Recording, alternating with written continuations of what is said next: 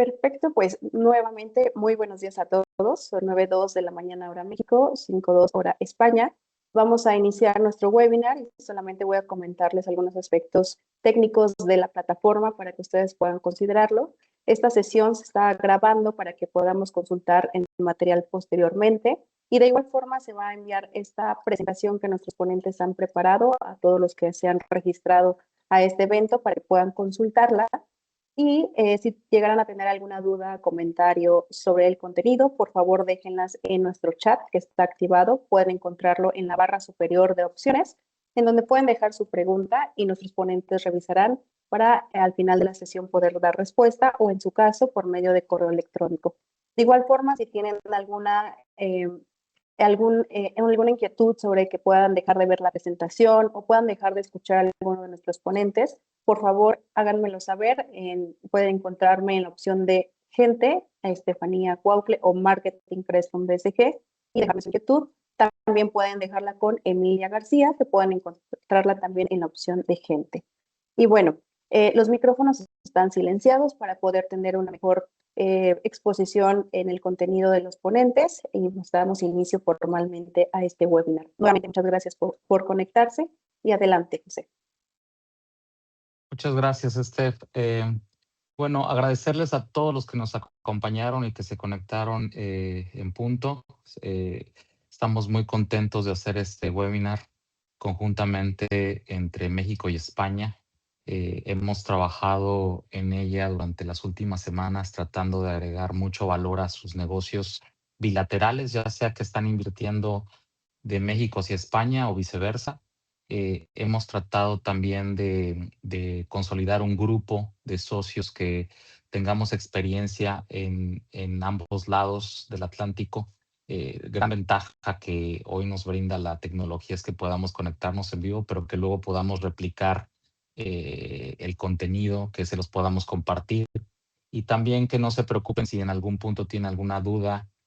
Por favor, háganosla saber. Si no logramos responderla en este webinar, con mucho gusto nos vamos a poner de acuerdo con ustedes para platicar más a fondo en ello. Entonces, sin más, empecemos. Eh, hay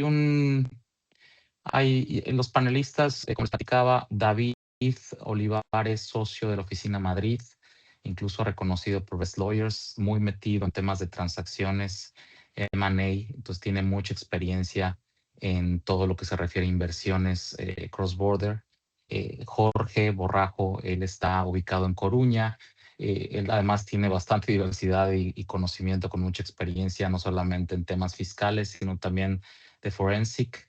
Entonces, bastantes credenciales de su lado.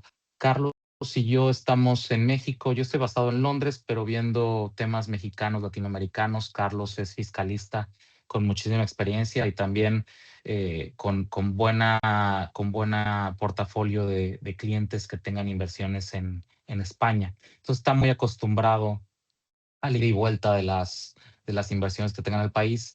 Y bueno, llevo yo algunos años más que Carlos, que obviamente es mucho más joven, pero también con transacciones entre los dos países y con muy buenas experiencias con clientes, colegas españoles durante los últimos 25 años. Entonces estamos muy contentos de haber conformado este grupo con el apoyo de Steph y de Emilia para poder presentarles este material, que lo que buscamos es hacerlo dinámico. No queremos hacer solamente un repaso o una actualización, sino darles algunas orientaciones prácticas. ¿Quiénes somos? Bueno, las dos firmas somos miembros de la Global. Somos una firma second-tier con muy buena presencia internacional. Tenemos oficinas en más de 120 países. Somos más de 30,000 colaboradores y como podrán ver, pues las dos firmas en ambos lados con bastante potentes, con prácticas muy consolidadas en el mismo service offering que firmas globales. Entonces, combinamos muy bien y hacemos sinergias muy bien entre consultoría legal, tecnología, fiscal y contabilidad. Entonces, siéntanse confortables de que el conocimiento es multidisciplinario y que tenemos obviamente el equipo para poder atender cualquier necesidad. Los reconocimientos creo que son bastante buenos. Les platicaba de Best Lawyers del lado de Madrid. De nuestro lado tenemos un par interesante también con la International Tax Review por impuestos corporativos internacionales. pero también en temas de litigio, que es por el Leaders League. Tenemos con mis socios en México, liderados por Luis Ávila, mucha experiencia en temas de litigio fiscal y controversia, sobre todo a nivel masivo, que ya sabemos que ahorita vamos a platicar, ya sabemos que está bastante en boga, ¿no?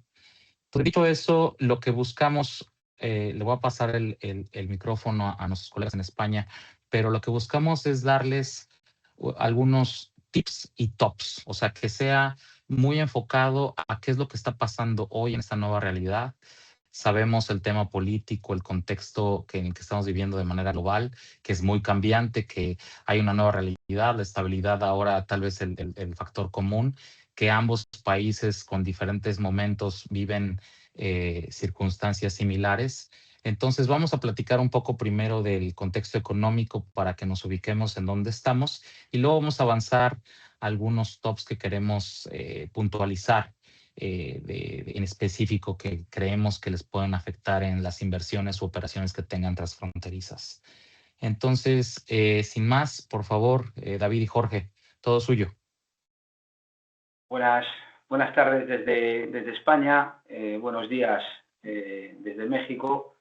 Muchas gracias, Estefanía, Emilia, Pepe y Carlos, por el esfuerzo que habéis hecho para que hayamos podido estar hoy aquí en esta webinar. Y sin más preámbulo, en estos los primeros tops o tips de la economía en España, bueno, en primer lugar, decir que aquí somos 49 millones de habitantes aproximadamente, frente a 130, si no me equivoco, en México. Entonces, bueno, ahí la diferencia es sustancial en el número de habitantes. Hoy en día, México representa el 50% de las inversiones hechas en España, de los países latinoamericanos. Le sigue Argentina, un poco más alejado, con un 16%, y Brasil y Colombia con un 9%. El primer inversor en España es Estados Unidos, con diferencia frente a los demás, y normalmente México se sitúa entre el octavo o noveno puesto. En España el crecimiento del PIB esperado es de un 2,3%, y la inflación podemos decir que es moderada, aunque a veces en los bolsillos de los ciudadanos no se nota tanto, pero ronda el 3%. Principalmente los drivers económicos o los motores económicos, los sectores que más tiran de nuestra economía, seguramente como todos ustedes sabrán, los que están muy presentes aquí, es el turismo. Tiene doble cara. Por un lado, mueve mucho, tira mucho de otros sectores, de otras economías, otras empresas, pero a su vez esa dependencia, pues bueno, también tiene su riesgo. El consumo interno es importante en España, la construcción, los sectores de construcción, el sector inmobiliario también, la automoción es muy importante también para nosotros. Desde donde yo hablo tenemos una fábrica de vehículos muy importante que mueve mucha economía aquí en Galicia. También el sector textil, que voy a decir yo, de una firma como Inditex, que también está aquí radicada en Galicia y luego por todo el mundo, ¿no? El sector servicios también es muy importante. El acceso a los fondos europeos desde España pues permite que la inversión pública sea importante, y el acceso a la financiación también. Y después, pues un poco en el contexto geopolítico que nos mueve hoy en día, y sobre todo la escasez del petróleo. España es un país que está apostando por las energías renovables, y en ese sentido pues intentamos depender menos de algunos recursos, pues como es el petróleo. Riesgos estructurales los hay en todos los países. En el nuestro, ¿cuáles remarcaría yo? Pues la deuda pública la tenemos elevada. Tenemos 17 autonomías que son, pues, cada vez pues se está dotando de mayor capacidad normativa, y a veces pues dificulta a la hora de los inversores extranjeros entender pues cuál es la regulación que les afecta. Para eso Creston y Beraudo, y Creston España tiene oficinas en 12 de las comunidades autónomas, por lo tanto es un punto a nuestro favor a la hora de asesorar a nuestros clientes. Tenemos un desafío importante en competitividad y en productividad. En España hay pymes abundantes pymes, tenemos que crecer en ese sentido, fusionarnos, integrarnos, unirnos, y a veces pues nuestra filosofía y nuestra historia pues nos impide dar ese paso. Y sin más, doy paso pues a David si quiere decir alguna o aportar alguna cosa más acerca de nuestra economía, porque tengo la mano levantada de Estefanía y eso quiere decir que he de pasar turno de palabra. Muchas gracias, Jorge. Buenas tardes, buenos días para México. Oye, igualmente me uno a las felicitaciones realizadas por todos y sin más preámbulo, continúo la exposición realizada por Jorge. España podemos presentarla como un mercado maduro, estable y atractivo para la inversión extranjera. Tiene para la economía un gran tirón el consumo interno, que es bastante robusto. Y yo creo que debemos también, dentro de los tips comentados y un poco alineados con la Unión Europea, las ayudas y subvenciones existentes para la inversión en nuestro país, tanto desde el punto de vista local como estatal, como de la propia Unión Europea a través de diferentes fondos, ¿no? Podemos poner en valor que al final el Banco Mundial incluso ha situado a España dentro del top 5 del marco normativo y en servicios públicos, ¿no? Confirmando la calidad en el entorno institucional con una gran estabilidad macroregulatoria. Y dentro de los desafíos al final macroeconómicos y un poco avanzar también lo que ha apuntado por Jorge, pues indicaría yo dos sectores adicionales, ¿no? Un poco el sector logístico, que España es como un hub de acceso a Europa, tanto del punto de vista logístico como de distribución de todo tipo de materiales y de datos de acceso a expansión internacional. Con esto yo creo que nos podemos hacer una idea del potencial que tiene España. Muy bien, perfecto. ¿Por qué no platicamos un poco de México, Carlos? Claro, sí. Bueno, primeramente, buenas tardes a la audiencia de España y buenos días a la audiencia de México. Bueno, básicamente, y siendo muy breve, México se ha consolidado como una de las economías más estratégicas de todo el hemisferio occidental. Y básicamente no tanto por la magnitud de su crecimiento, porque no tiene tanto crecimiento en los últimos años, sino básicamente es por su posición geográfica, toda la integración y su potencial industrial que tiene y su cercanía con Estados Unidos. Y justamente antes de hablar del tema de las obligaciones fiscales o del cumplimiento, pues conviene entender básicamente el contexto macroeconómico que está operando o que pudiese operar cualquier inversión extranjera hoy en día en México.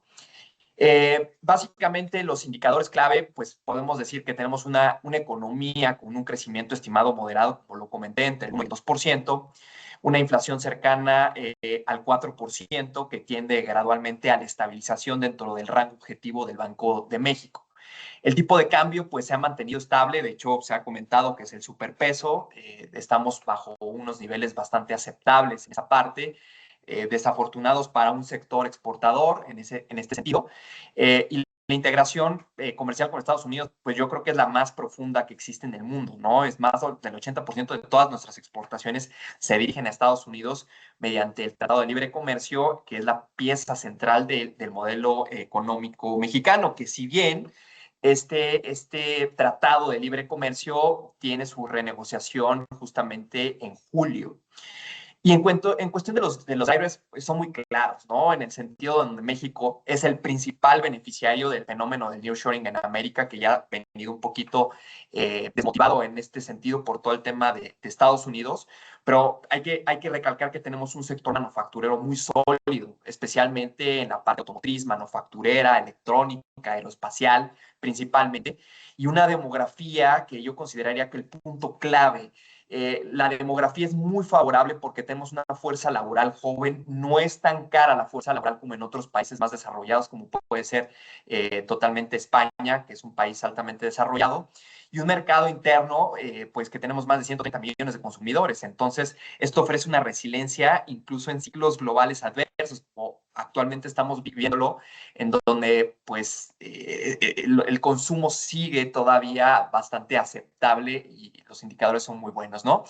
Por no todo no es oportunidad, existen riesgos estructurales que pues bien conviene reconocer, ¿no? La incertidumbre regulatoria de ciertos sectores sensibles, como puede ser la energía, agua, las telecomunicaciones, las limitaciones en la infraestructura energética, y que esto afecta a las decisiones de inversión y una baja inversión pública que se está ejecutando en comparación a los estándares internacionales de la OCDE, ¿no?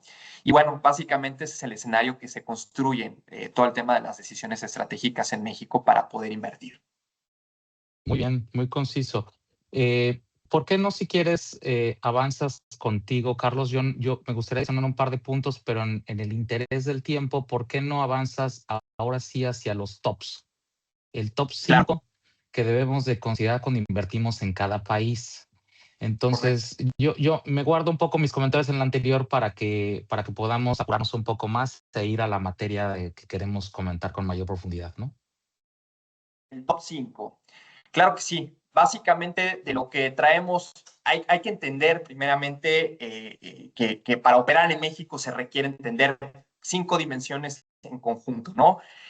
Para definir la viabilidad de cualquier estructura de inversión, ¿no? Y vamos ordenándolo esto de forma muy lógica, con la que un inversionista debe evaluar cuando invierte en el país. Primero, pues los socios locales y el talento, que evidentemente esto no es un cliché. La diferencia entre de una operación exitosa que puede estar teniendo algunos problemas suele estar en el conocimiento local de toda la infraestructura legal, operativa en México, que pues hay que identificar primeramente socios con experiencia, que estos sean capaces de manejar básicamente todos los riesgos, detectar oportunidades, todo el tema de entendimiento de la regulación. Y sigue siendo el primer filtro para invertir en México, ¿no? El entender cómo funciona.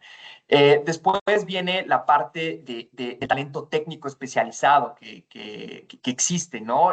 Pero es bastante competido y los costos laborales, pues la verdad en México siguen siendo bastante competitivos y pues esto están subiendo, hay que mencionarlo de forma sostenida, pero sigue siendo un país muy atractivo.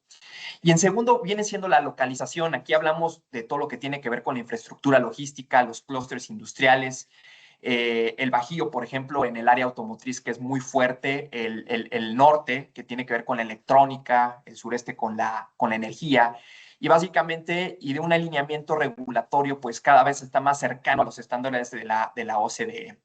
En el tercero podríamos hablar de la integración regional y global que tiene, que cómo funciona México como plataforma para América Latina, con un mercado pues interno que es bastante robusto y que si bien como mencioné anteriormente, la revisión del TEMEC está en el horizonte, que esto puede generar un poco de incertidumbre, pero a final de cuentas tenemos ciertas bases dentro del propio tratado que nos permite seguir con los mismos lineamientos, las mismas bases durante un periodo de 10 años, ¿no?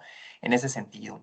Y cuarto, pues vamos a entrarnos al terreno donde, pues, Creston, por ejemplo, puede aportar más, ¿no? En el sentido, la carga regulatoria y todo el tema que tiene que ver con la fiscalización, porque la Autoridad de México opera bastante eficiente, hay que mencionarlo, ya todo está digitalizado, toda la fiscalización es digital y en tiempo real, auditorías electrónicas que tenemos, monitoreo constante y que realmente detectan de un mes a otro, de un día a otro las desviaciones. Y bueno, esto requiere anticiparse y teniendo las capacidades técnicas y bueno, los socios adecuados como para poder generar pues todo este entendimiento regulatorio. Y básicamente en la parte última es todo el tema de la incertidumbre jurídica que si bien, como hemos platicado en la slide anterior, pues ha habido reformas constantes. México ahora sí que es una cuestión que cada año, cada 6 años, se hacen ciertos ajustes en la parte fiscal y jurídica y pues falta homogeneidad, ¿no? En el tema de la interpretación entre las jurisdicciones y las autoridades. Y bueno, y el peso creciente en los precedentes y los criterios administrativos que también tiene un peso, ¿no? Entonces, operar aquí en México pues exige básicamente un acompañamiento técnico permanente. Sí, muy interesante y a lo mejor aquí sí aporto dos cosas muy simples, Carlos, porque creo que lo explicaste muy bien. Conectándonos con España para la siguiente slide que les toca a nuestros colegas. O sea, lo decía muy bien Jorge al inicio, ¿no? México es 130 millones tiene 130 millones de habitantes comparado con los 50 que tiene España, pero en territorio es 5 veces más grande y eso lo hace lo convierte en una tierra de oportunidades muy buena por tema de infraestructura, pero también una complejidad por otro lado, por lo último que explicaba Carlos, ¿no? O sea, no es lo mismo invertir y tener ciertos incentivos y ciertas regulaciones en Baja California que en Oaxaca. No es lo mismo invertir en Chiapas que invertir en Guadalajara. Y la conectividad, que aún nos falta bastante con la infraestructura, pues forma un elemento sustancial con el talento, que el talento normalmente está centralizado o en las principales ciudades y entonces la decisión de dónde invertir, con quién invertir y cómo avanzar, pues es muy relevante. Recordar por último que México está alineado completamente con España, al igual que en la OCDE. Fue el primer país latinoamericano que se alineó, el segundo fue Chile y muchos años después. En los 90 México, en los 2000 más allá Chile. Entonces tenemos una comunión muy interesante como vemos tanto la regulación legal, fiscal, civil, que es histórica, ¿no? Tampoco es que sea algo nuevo, ¿no? Entonces, dicho eso, creo que podemos escucharlos, Jorge David de su lado, este top 5 de consideraciones para invertir en España. Genial. Oye, porque continuando con lo que has comentado, José, un poco por la relación histórica y cultural, al final España actúa como una puerta de acceso al mercado europeo, ofreciendo una libre circulación de bienes, servicios y capitales en Europa. Y asimismo, como bien dices, al final España también es un puente de acceso para inversores internacionales en el mercado iberoamericano, ¿no? Por las relaciones históricas y culturales que existen. En definitiva, España es como una plataforma de entrada a una expansión internacional, teniendo una gran estabilidad tanto regulatoria como un buen posicionamiento internacional. España también tiene una posición consolidada como hub europeo y un punto de llegada también de capital, tecnología y servicios. Existe muy buena cobertura tanto en redes de transporte, logística, renovables y turismo internacional. Y por otra parte, otro de los top que podemos destacar es que destaca por ser una plataforma de llamada a grupos empresariales internacionales para implantar estructuras societarias con aplicaciones de regímenes especiales favorables, ¿no? Y en ellos pues destacamos entidades de tenencia de valor de extranjero, las famosas ETFs o el régimen especial de holding, donde, como bien apuntas, José, luego dependiendo de cada comunidad autónoma, el régimen fiscal tiene sus propios detalles en función de la normativa interna de cada comunidad autónoma. Otro de los top podemos indicar que es las ayudas, subvenciones estatales y comunitarias que tanto a nivel local como a nivel estatal, como comentábamos a nivel comunitario, existen y es un punto de inflexión para inversores a los efectos de impulsar los proyectos y de otorgar ese tipo de incentivos que en ciertos sectores, unidos a esos beneficios fiscales, como pueden ser en sectores tecnológicos o de I+D, a través de la normativa pionera en startup, pues puede confluir en el éxito del proyecto.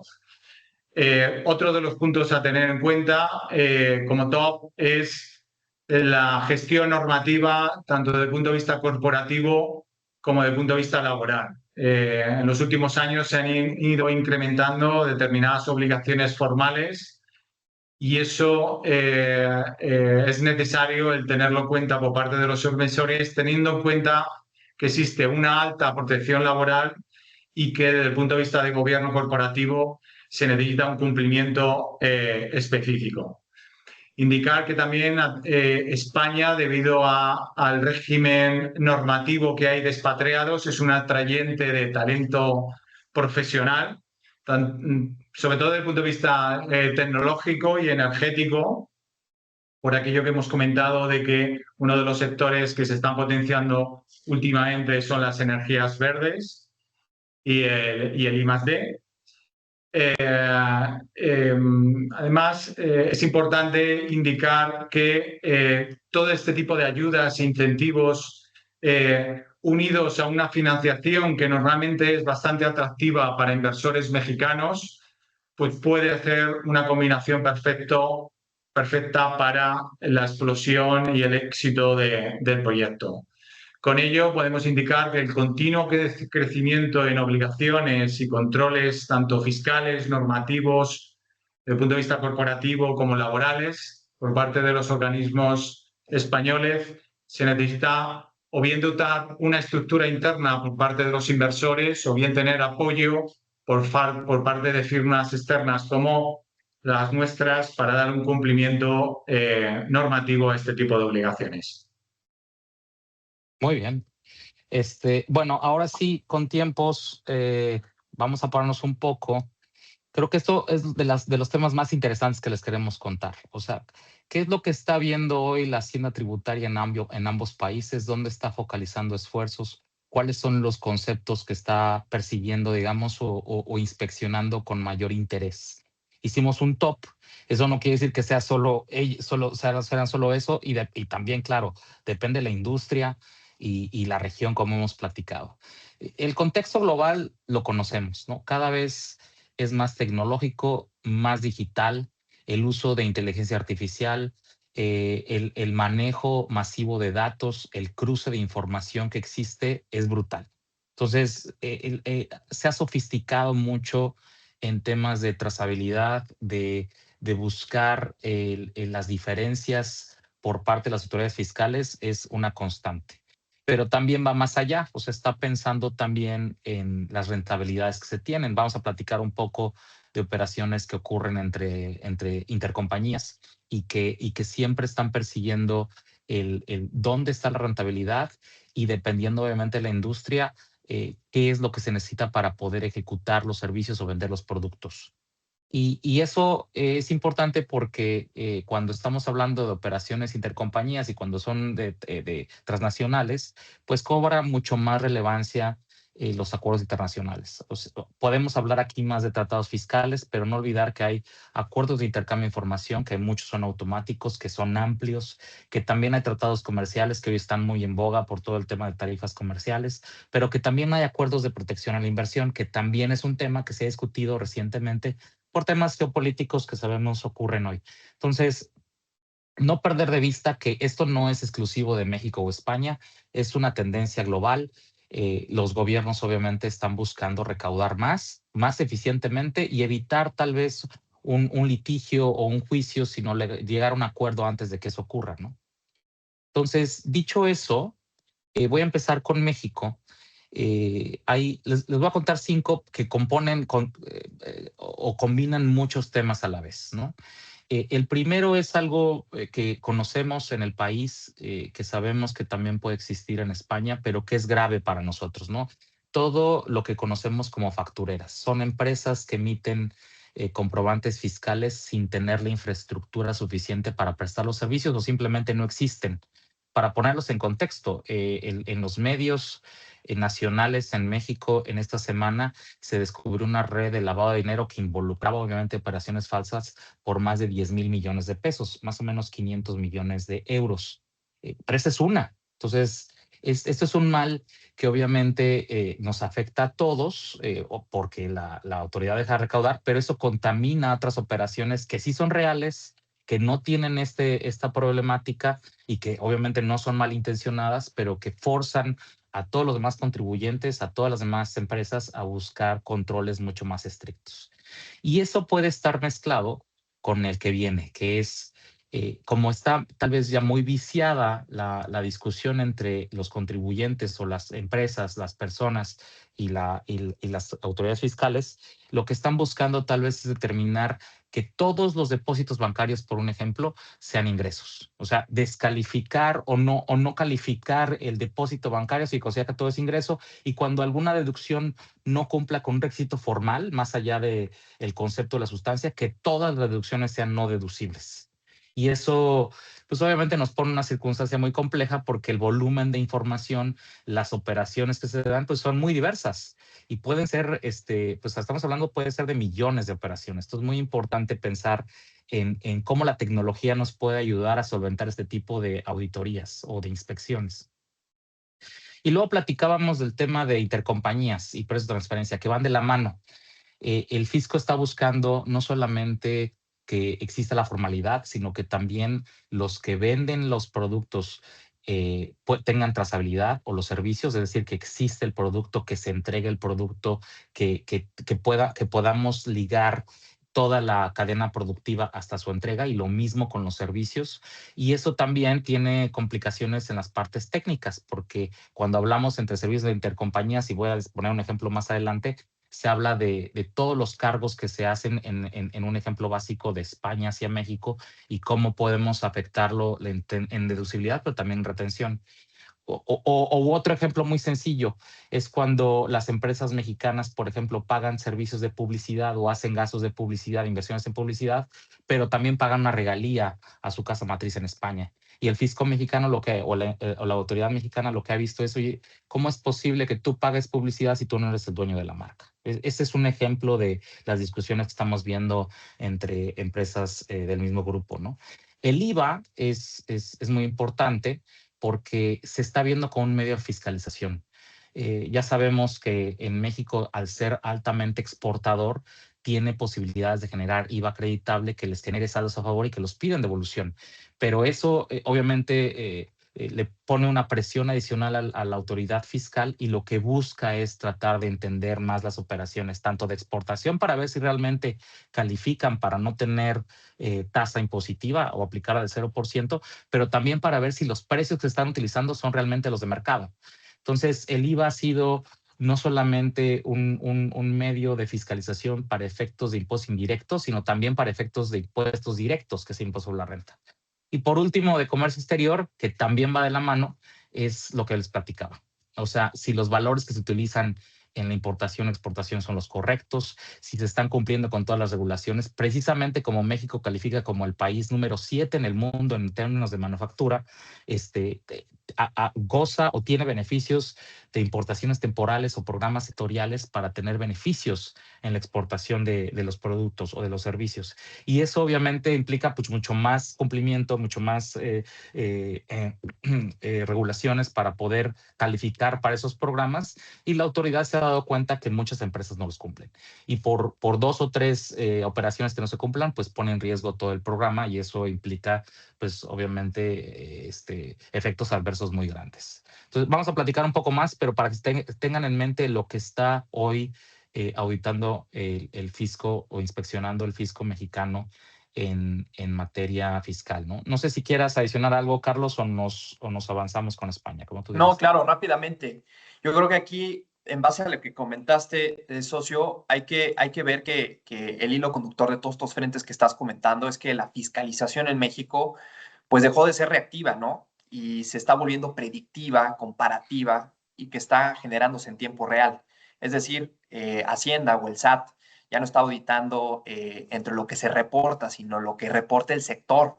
Entonces, pues este cambio de paradigma es completo porque también evidentemente ha evolucionado entre la formalidad y la sustancia, que eso es súper importante, en donde ya no basta el hecho de expedir un comprobante fiscal o una factura digital. Requiere la autoridad ver el contenido, que las actividades dentro de este documento se han llevado a cabo. Entonces, ya son muchas pruebas documentales que se requiere, es una tendencia mundial, como tú comentas, que hemos visto en América Latina, y que hay que poner atención porque es el conducto que también España justamente va hacia ese camino, que evidentemente pues nos podrían estar ahí comentando toda esta parte, ¿no? Súper. Muy bien, pues por favor, David, Jorge, de su lado, ¿cómo lo ven? Coincidimos España y México en la digitalización de las agencias tributarias. Parece que la vuestra es más exigente en la exigencia al contribuyente en la tecnología, aunque nosotros vamos hacia ese fin. Sí. En breve tendremos la factura electrónica para todas las operaciones entre empresas y, por lo tanto, pues bueno, la tecnología está en la agencia tributaria y esa monitorización de las operaciones en tiempo real y de las operaciones, no solo operaciones empresariales, sino también movimientos bancarios, pues lo van a conseguir o se va a materializar en un breve plazo de tiempo. Yo he puesto cuatro o cinco apuntes acerca de dónde se centra fundamentalmente la inspección o la agencia tributaria aquí en España hacia los contribuyentes, y coincidimos también con las empresas factureras. Aquí se le llaman más empresas zombies, empresas fantasmas, que están latentes, sin actividad, sin medios humanos y materiales, y que de repente pues emiten facturas, el receptor deduce el IVA, el emisor no lo ingresa, deduce el gasto el receptor y no ingresa o no declara el ingreso el emisor. Son entidades que sí están, digamos, en la diana de la agencia tributaria, igual que México, por lo que estáis contando. Otra de las cuestiones también importantes son las sociedades instrumentales, es el último punto que se puede ver ahí en el slide. Hay sociedades que al final remansan dividendos, al final pues están compuestas por activos más asociados a la esfera personal del socio que a la esfera empresarial, y son sociedades también objetivo para transparentarlas y esas rentas que se puedan producir, esos bienes que están en sede empresarial, como tenían que estar en sede de la persona física, sean objeto de gravamen. Está la especial vigilancia sobre el sector inmobiliario. En España, como decía, pues es un sector importante, mueve bastantes operaciones y pues es un sector objetivo aquí por la parte de la agencia tributaria española. También a las grandes empresas, a los grupos fiscales, a las multinacionales y a los grandes patrimonios. Hacen especial hincapié en los signos externos de riqueza incompatibles con las rentas declaradas. Personas físicas que pues sí tienen signos de riqueza, como barcos, coches, apartamentos, pero que realmente en sus declaraciones fiscales, por ejemplo en el patrimonio, no aparecen, o tampoco aparecen esos ingresos en su declaración de renta. Solo contrastan con estas nuevas tecnologías y el riesgo de una inspección es alto. Y por último, para no excederme en el tiempo, la litigiosidad en España pues es alta, contribuyente, agencia tributaria, y hoy vamos más allá, ya no solo es entender la ley, sino también entender lo que los tribunales opinan de esa ley, lo que los tribunales entienden o cómo comprenden esa normativa tributaria. Ya no solo cómo la interpreta la agencia tributaria o cómo la interpreta el profesional, sino cómo la interpretan los tribunales de justicia en sus resoluciones, en su jurisprudencia, para intentar de alguna manera llevar a un puerto seguro a nuestros clientes, a los contribuyentes. Muy bien, muy interesante. Pues otra vez con el interés del tiempo, ¿por qué no platicamos ahora un top 3 de cuáles son las reformas que tenemos recientes, obviamente, que tenemos que tener en mente cuando hacemos negocios en cada país? Obviamente son bilaterales los efectos, porque cualquier reforma tiene un impacto no solamente en el país donde esté ubicada la inversión, pero también el que es propietario de esa inversión. Entonces, dicho eso, ¿por qué no platicamos 3? Obviamente hay mucho más. Ya sabemos que el deporte favorito en Latinoamérica y en España es el fútbol, pero luego de eso las reformas y las inspecciones fiscales. Entonces, ¿por qué no empezamos con México, Carlos? Claro que sí. A ver, brevemente, ¿no? Porque estos temas de las reformas, como hay tantas, dan mucho de qué hablar. Yo creo que nos podríamos centrar en estas 3 reformas que han sido concurrentes y reconfiguraron el marco institucional mexicano, y pues conviene entenderlas para ver en conjunto cómo están interactuando, ¿no? La primera, que es la reforma judicial, que es la más estructural, pues sus implicaciones para los tres inversionistas, para los inversionistas, básicamente van a ser tres, que tiene que ver con lo previsible, que funcionan esta reforma, con la especialización técnica, que también realmente ha sido un tanto complicada porque los jueces, cuando se produjo esta reforma, pues no tienen tanta especialización y bueno, todas las resoluciones pueden tener una connotación adversa hacia los contribuyentes, hacia las personas, y especialmente en sectores clave, como puede ser, por ejemplo, el tema de la energía, la infraestructura, donde, pues, evidentemente, como en cualquier parte del mundo, los litigios, pues, tienden a ser largos y técnicos, ¿no? Y también ver el tema de la independencia, ¿no? Que tiene que ver en las controversias fiscales y las regulatorias, que es un tema sensible cuando básicamente se está litigando contra la propia autoridad, evidentemente, por lo que tiene que ver toda esta reforma, ¿no? En cuestión de la reforma aduanera, pues es la menos visible, es la menos mediática, pero igualmente creo yo que es muy relevante para las empresas en el tema de comercio exterior, sobre todo porque hubieron tres cambios en concreto, ¿no? Todo el tema de los expedientes electrónicos, que se tiene que documentar más, se tiene que ser más robusto, todo el tema de la trazabilidad y todo el tema de los cruces que ya está haciendo la propia autoridad, Hacienda, el SAT, con todo el tema de la información con aduanas y con otras autoridades, para producir, como habíamos comentado, una fiscalización digital en tiempo real. También va unido con este tema de comercio exterior. Entonces, con todo este universo de datos masivos, pues la autoridad ha endurecido con esta reforma en ciertos programas sectoriales, por ejemplo, con el programa de INDEX, ¿no? Aquellas empresas altamente exportadoras e importación temporal, pues en donde la propia autoridad de Hacienda pues ha aplicado criterios pues muchísimo más estrictos, por ejemplo, con el tema de la materialidad de las operaciones y de lo que ampara todo este tema, ¿no? En la última parte, que tiene que ver con la reforma fiscal, en todo el tema de la fiscalización, como ya hemos platicado y que va unido, pues es la más operativa. Se han reforzado las reglas, la documentación, la trazabilidad, todo el tema de los comprobantes falsos, la razón de negocios, la sustancia de las operaciones. Y bueno, se han ampliado las facultades de Hacienda para ejecutar los créditos fiscales y ejecutar revisiones más profundas, más rápidas, como son las revisiones electrónicas, totalmente focalizadas en el tema de la facturación. Y bueno, de esta forma pues les puede permitir, por ejemplo, congelar cuentas más rápido, el tema de las garantías del interés fiscal, las presunciones de las simulaciones ya son más expeditas y tienen un riesgo penal muchísimo más directo por el tema de la defraudación fiscal. Entonces, pues cualquier error ahora puede traducirse en una parálisis operativa de la empresa. Entonces, por eso hay que informarse perfectamente de cómo se estructura los negocios en México para advertir y prevenir todos estos riesgos. Súper. Pues, ¿por qué no les damos un poco más de espacio a ustedes con el tiempo? David, Jorge, por favor. Fenomenal. Oye, pues vamos a agilizarlo e intentar sintetizar un poco tres ideas básicas. Sobre todo desde el punto de vista de la normativa española, ha habido una implementación de las directivas europeas antielusión como mecanismo de cooperación fiscal, que vienen acompañadas de una tendencia a la digitalización que, como hemos comentado, favorece el control fiscal. Cada vez se va atendiendo más ese tipo de comprobantes digitales que, conforme ha comentado Carlos, pues de igual manera se aplican aquí en la normativa española.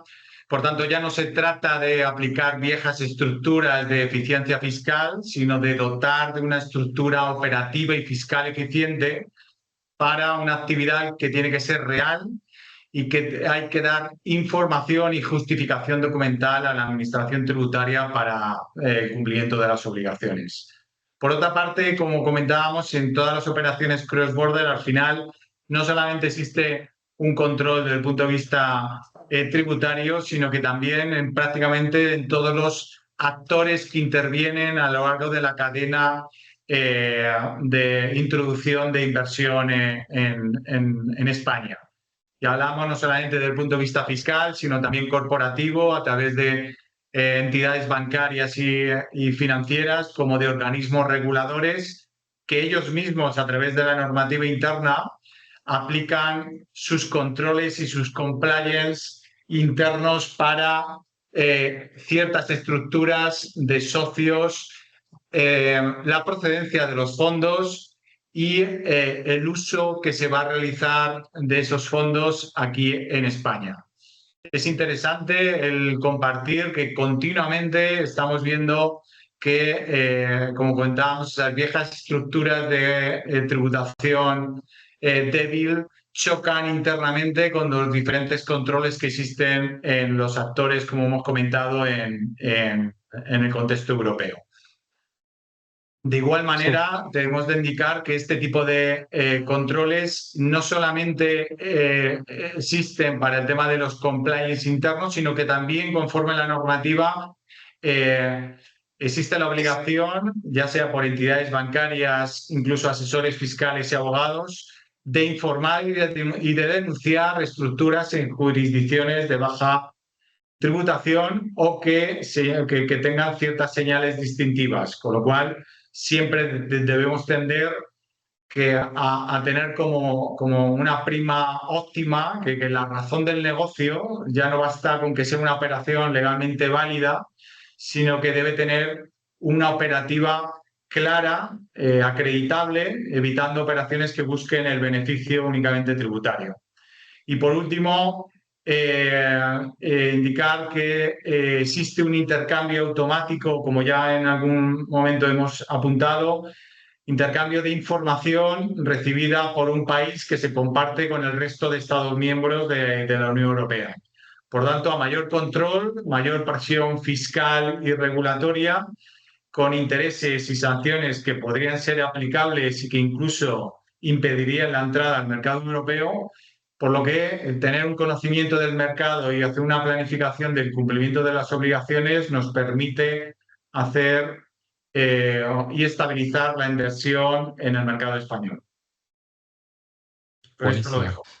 Creo que es muy interesante porque para hablar del siguiente tema, y ahora es donde entramos a la última parte y tal vez de lo más interesante, es que conectamos mucho en los dos países como los primeros de la clase en introducir reglas locales para evitar este tipo de simulaciones, ¿no? Con lo que tú platicabas, David. O sea, hay muchas regulaciones que tienen pues más de 3 años en México cuando se habla de planeaciones fiscales agresivas, cuando se habla de operaciones que solo tienen un propósito fiscal, cuando se habla que no hay razón de negocios, cuando hay mecanismos híbridos, cuando hay pagos estructurados que luego van a paraísos fiscales. Todo eso ya está en la regulación local y es un poco lo que tú platicabas. Entonces, cuando lo combinamos con una interpretación de los tratados fiscales, que para nosotros es muy útil, muy clave, porque si lo pensamos, Carlos adelantaba que Estados Unidos es nuestro principal socio comercial, pero luego tenemos una fuerte inversión de España y no es solamente histórica, es también legal, porque, bueno, histórica obviamente por la parte legal, pero si lo pensamos, el tratado entre México y España es bastante antiguo, es de los primeros. Y cuando se estuvo negociando el instrumento multilateral para tratar de homogeneizar todos los tratados a nivel global, México y España ya venían negociando por todas estas directrices de la OCDE en términos de BEPS y modificaron el protocolo para modificar el convenio. Y con ello introducir reglas BEPS directamente al convenio. Eso quiere decir que fuera aprobado el instrumento multilateral y luego fuera considerado como cubierto por ambos países, podría haber sido irrelevante en la medida en que estos dos países ya habían introducido esas reglas directamente en el tratado. Y eso es muy, muy importante. Distingue mucho la relación de los países. Entonces, para no andar demasiado en lo que ya comentaste muy bien, David, estar en el mismo canal de que abuso de tratados ya no es posible, ya no se trata solamente de hablar de una doble imposición, evitar la doble imposición, sino evitar también la doble no imposición. Y el Principal Purpose Test que platicaba es más del instrumento multilateral, ya estaba en el protocolo en este cambio, ¿no? No puede ser un driver fiscal el que detone una transacción o una planeación, como bien lo platicabas tú, David. Y eso va de la mano con lo segundo que contabas, que no podemos dejar de pensar que el único beneficiario del tratado tiene que ser el efectivo. el que realmente tiene el beneficio y que el que tiene el receptor del ingreso tiene la sustancia, tiene los recursos, la infraestructura para ello. Y esos tres elementos son muy importantes, no solo en términos locales, sino también en términos internacionales cuando hablamos de aplicación de tratado entre los dos países. Lo mismo ocurre cuando hablamos de intercambio de información, incluso en la asistencia y la recaudación. O sea, hay artículos completos que fueron incluidos en el tratado específicamente para los dos países para hacer intercambios mucho más amplios de información. O sea, lo que ocurre y se declara en España es muy fácil que se conozca en México y viceversa. Y también una asistencia en la recaudación donde no se estén pagando impuestos en alguno de los dos países. Entonces, esa comunicación efectiva y esa cooperación es muy relevante para ambos países. Y lo mismo ocurre con temas de establecimiento permanente cuando estamos hablando de infraestructura, que para España es muy importante con lo que platicaban en el sector inmobiliario, en la construcción, porque ocurría mucha fragmentación de contratos para evitar la constitución de establecimiento permanente. Eso ya no es posible. Entonces, tenemos que pensar mucho en dónde, obviamente, en la planeación comercial, en la estructuración del negocio, dónde realmente está el país fuente y dónde está el país de residencia y quién tiene derecho a qué, pero considerando que la planeación tiene que ser mucho más robusta y no solamente, pues como lo hacíamos hace muchos años, pensando en dónde está la mejor jurisdicción para tener las inversiones en el extranjero. Eso ya no es posible. Tiene que ser algo mucho más completo, ¿no? Entonces, si quieran agregar algo aquí, David, Jorge, Carlos, para luego platicar un poquito más de casos específicos. Por puntualizar, Sí, David, nada. Dale, Una Jorge. cosa muy breve por puntualizar el test de propósito especial para bueno, la cláusula antiabuso de la que hablabas, José. Lo cierto es que no sé si estaréis de acuerdo conmigo, pero se le ha pasado la carga de la prueba al contribuyente. Es decir, es él el que tiene que probar que hay una sustancia económica, es él el que tiene que probar que hay una estructura societaria, que se va más allá del ahorro fiscal. Es decir, que la agencia tributaria te pregunta, oiga, ¿qué pasaría si no hay ahorro fiscal? ¿Su estructura o su inversión la haría igual? Ahí la carga de la prueba se invierte y es el contribuyente el que tiene que probar esa sustancia económica, que si realmente la hay, no debería de haber ningún problema. Simplemente es un matiz crítico a esa introducción del instrumento multilateral por darle una pincelada un poco diferente a lo que es las bondades que tiene, efectivamente, como bien remarcabas, José. Súper, Jorge. David, por favor. Únicamente un apunte y desde el punto de vista práctico para ver ejemplos claros de que en la aplicación del protocolo de cláusulas antiabuso, del PPT, que nos podemos encontrar con que cuando queremos aplicarnos el convenio no lo deniegan, ¿no? Y podemos encontrarnos en sociedades holding donde no existen ni medios materiales ni personales y que por tanto no tiene sustancia o contenido de lo que estamos hablando, de que esos flujos de dividendos o intereses entre entidades interpuestas que no tienen un trasfondo y que realmente no tienen un contenido de una actividad puede conllevar una aplicación de la legislación interna y por tanto una mayor tributación denegándonos los beneficios del convenio, o operaciones triangulares entre España, México y con un tercer país donde al final no tenga esa sustancia de que estamos hablando de que o bien que no se cumplen las normas BEPS o que realmente no existe una actividad propia a los efectos de aplicar o de eludir estas normas antiabuso. Por tanto, este tipo de utilización de vehículos de inversión con residencia fiscal aparente pero sin sustancia, al final tienen un coste importante a la hora de denegar los beneficios del propio tratado y de que en consecuencia tengas que aplicar la legislación interna con una mayor tributación aplicable. Sí, sí. Pues te nos adelantaste un poco, pero es muy interesante ese punto. Y ahorita te dejo, Carlos, si quieres, digo un par de cosas rápidas y por favor, alimentanos con tu experiencia.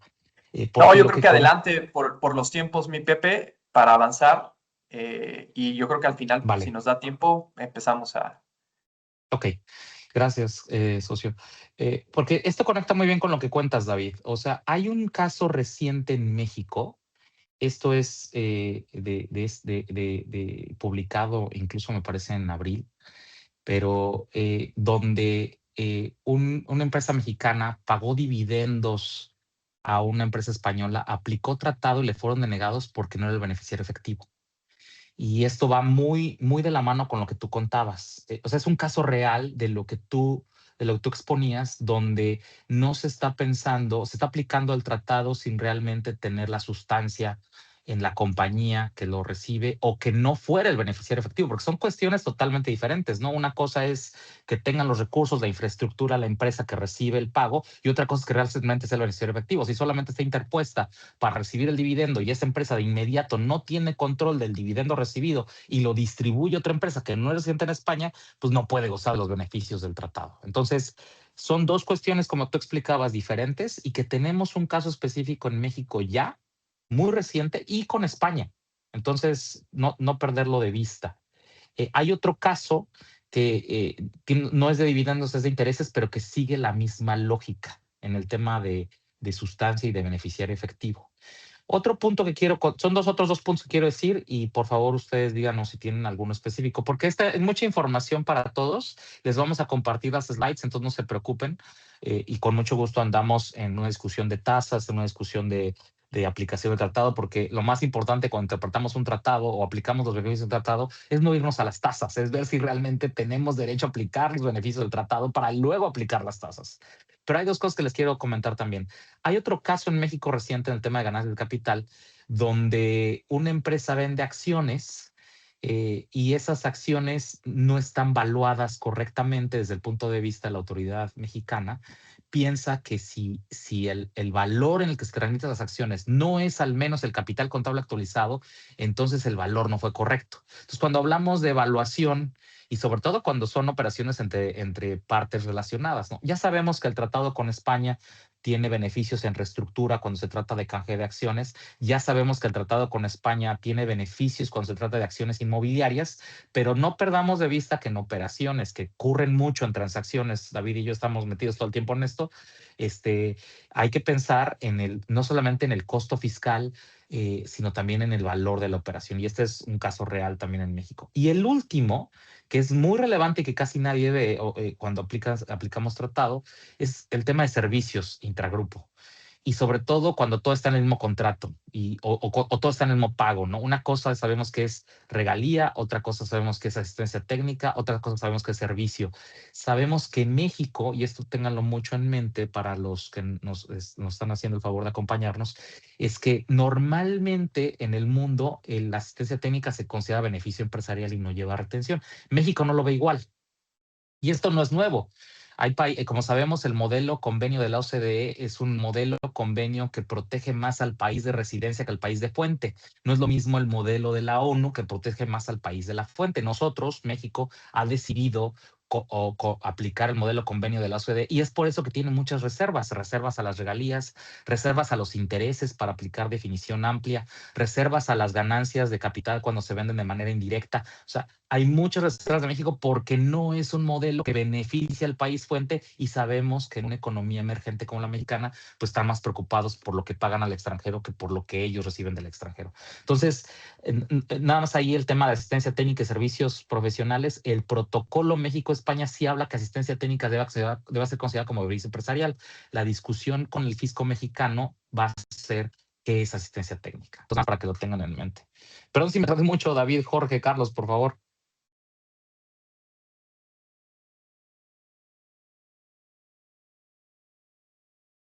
Lo que comentábamos, creo que debemos hacer una serie de recomendaciones preventivas respecto a la aplicación del convenio, ¿no? Y un poco ligado a las exigencias y la experiencia que venimos teniendo con operaciones cross-border.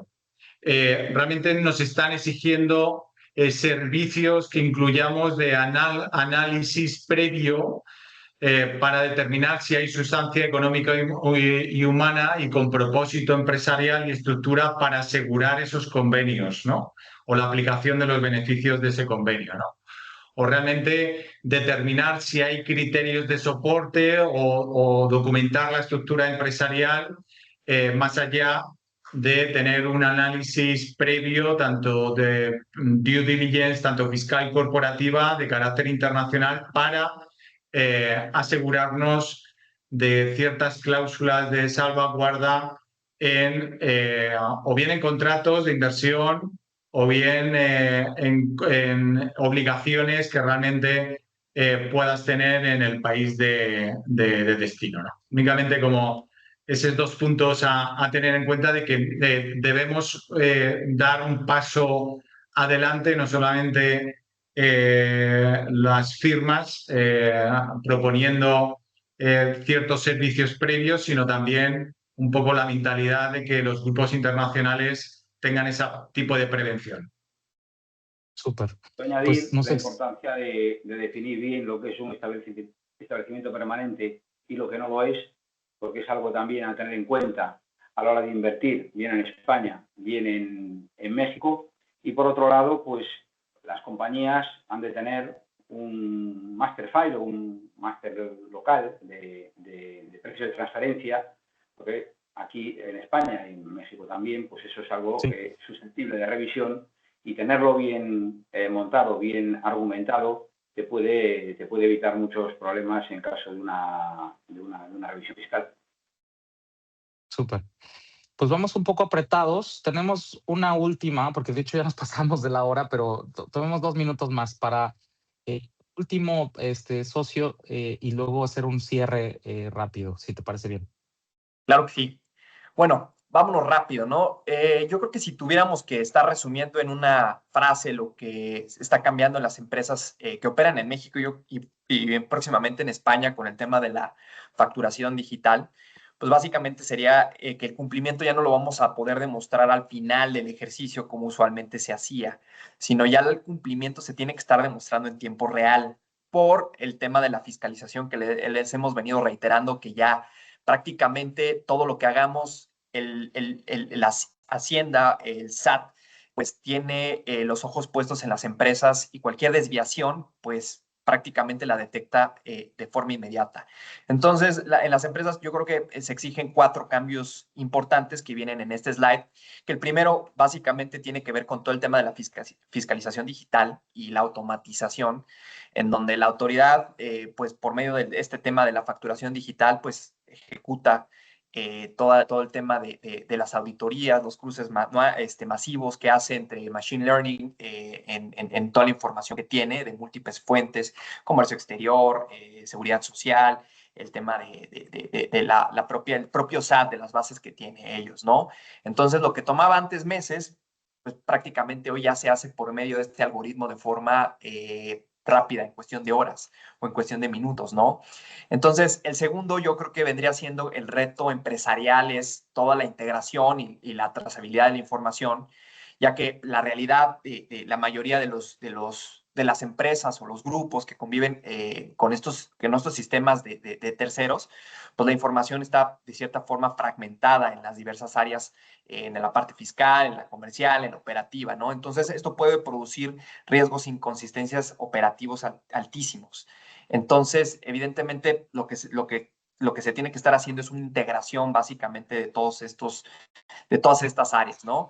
La parte en cuestión de la tercera es las áreas críticas que tienen que ver con el cumplimiento regulatorio, en donde, por ejemplo, se concentra todo el tema del registro de las prestadoras de servicios especializados, como le llamábamos anteriormente en México, el outsourcing, que ahora se denomina la subcontratación especializada.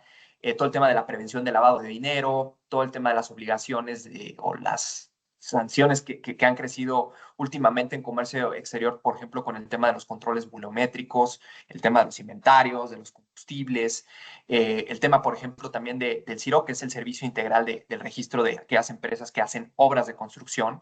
Entonces, prácticamente, como comentamos, tiene que haber una integración de toda esta parte para que el cumplimiento regulatorio sea totalmente homogéneo y sea integrado, ¿no? En ese sentido. Y ya la última, pues tiene mucho que ver con lo que nosotros en la firma, en todo Creston llamamos todo lo de Tax Technology and Data Analytics, que tiene que ver con todos los procesos de automatización para poder reducir los errores humanos, ¿no? Todo lo que tiene que ver con las integraciones en el RP, el área fiscal que se una con el área de comercio exterior, el área comercial, tema de inventarios. Todo esto para que básicamente permita prevenir riesgos de forma anticipada para que todo esté armonizado con las bases institucionales de Hacienda o del SAT y no tengamos ninguna desviación importante y pues la empresa pueda seguir operando de forma segura en ese sentido. Súper, muy bien. Bueno, pues ya estamos más allá del reloj. ¿Por qué no hacemos nada más algunas conclusiones breves? Jorge, David, si quieren ustedes primero y luego Carlos, y damos por cierre. Pues puedo empezar yo, si os parece. Como conclusiones, yo creo que decir, pues bueno, que España es un buen país para invertir. Está la seguridad jurídica, que está, digamos, bajo el paraguas de la Comunidad Europea. Es un país con mucha afinidad cultural con vosotros, con México. Hay talento y creo que puede ser una buena vía también, no solo para invertir en España, sino para canalizar inversiones al resto de la Unión Europea. Y invertir en España, yo creo que tiene alguna diferencia a invertir en Alemania, en Bélgica, en países nórdicos, donde yo creo que nosotros somos un poco más cercanos y creo que nos ayuda esa afinidad cultural a concluir negocios y concluir operaciones entre nosotros. Esa es un poco mi conclusión, más allá de todo lo que hemos dicho acerca de la fiscalidad, de las obligaciones corporativas y demás. Totalmente. Muchas gracias. David, por favor. Sí, un poco por resumir el contexto en el cual hemos estado hablando, podemos concluir que ambos países se encuentran plenamente alineados con estándares y obligaciones tanto del propio tratado como normativas internas, ¿no? Que son muy parejas, ¿no? Debido a entender, a nuestro entender, a un modelo basado en la transparencia y la cooperación internacional, dotando de estructuras empresariales con sustancia económica y humana y con una finalidad y una realidad a una actividad propia, limitando ese tipo de estructuras de apalancamiento o mecanismos híbridos que impiden la aplicación de los tratados y prevenir ese tipo de abusos, ¿no? Con lo cual, al final, el reto es convertir una normativa aplicable en una oportunidad estratégica para establecer una planificación empresarial que vaya alineada con las obligaciones internas de cada uno de los países para dotar de una estructura global, legítima, eficiente y sostenible. Muy bien, qué bueno. Por favor, Carlos. Claro que sí, yo creo que como conclusión podríamos comentar, como pueden evidenciar en ambas naciones, en ambos países, los marcos fiscales son complejos, ¿no? ¿Qué es lo que da como resultado? Una buena asesoría. Lo que se requiere es una buena asesoría para anticiparnos a todos estos cambios que vienen, que están dotados de lo internacional y se focalizan posteriormente en lo local. Entonces, creo yo que son grandes oportunidades, entendiendo estos cambios que evidentemente, como lo comentamos, las sustancias sobre la forma, la fiscalización en tiempo real, todo el tema de las tributaciones, la tributación internacional, el tratado, todos los beneficios que ofrece.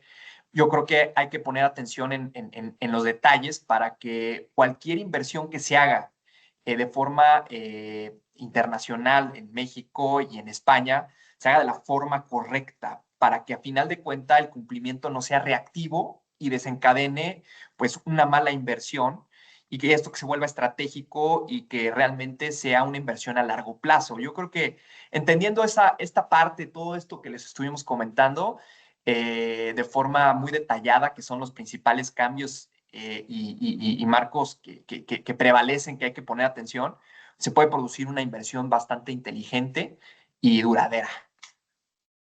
Súper. Bueno, la verdad es que yo nada más agradecerles a todos los que nos acompañaron. Creo que, como pudieron observar, estamos muy coordinados, tenemos una sinergia muy interesante con nuestros colegas en España, obviamente con todas las firmas en global. y lo que buscamos es agregar valor. Entonces, que sientan que a pesar de que es mucha información, cualquier detalle que necesiten nos podemos apoyar. Y agradecerles también a mis 3 socios, David, Jorge, Carlos, también a Emilia, Estefanía, por el esfuerzo para hacer esto. Y que sepan que estamos en contacto, que este será el primero, pero no el último de muchos webinars que tenemos, y que nos hagan saber qué les gustaría que platicáramos en la siguiente oportunidad para también atender las necesidades de nuestros clientes, de nuestros colegas, amigos, para poder enriquecer la conversación. Entonces, agradecerles a todos por participar y decirles que seguimos en contacto. Muchas gracias. Gracias. Gracias.